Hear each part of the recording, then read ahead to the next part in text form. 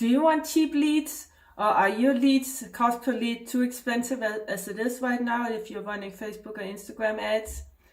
Then I would recommend that you try the lead form ad on Facebook and Instagram. It's an ad form where you have an ad, and then a form pops up when people show interest to your ad and they click on it. Then a form pops up where they can fill out the information, their name, email address, phone number, whatever. You can ask for whatever information you want. I recommend that you ask for as little as possible.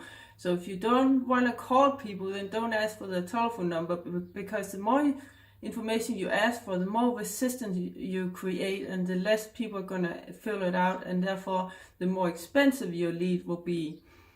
But this way you are collecting the leads information directly on Facebook or Instagram, and you can then download a list afterwards.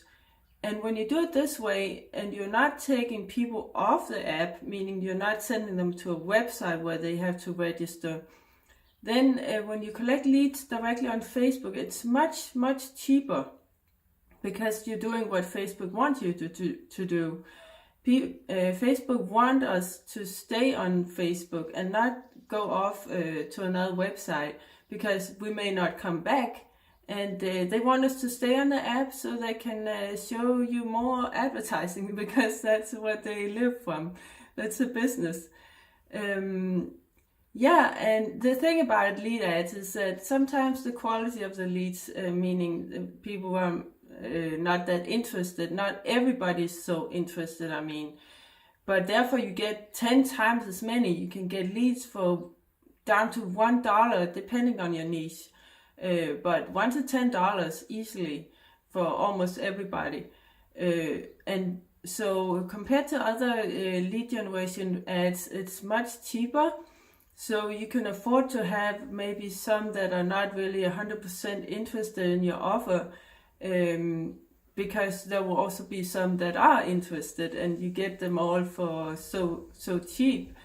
And what you do is then you collect the information, and you can then send them emails through your email marketing. Or you can also, like I said, you can also collect their telephone number and give them a call. Then that way you can fill up your email list really fast, and you can continuously market to them. And maybe some will convert later on if they don't convert right away.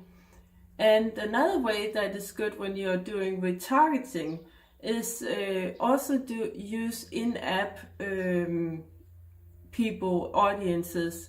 So instead of traditionally, we always would retarget website visitors and email lists.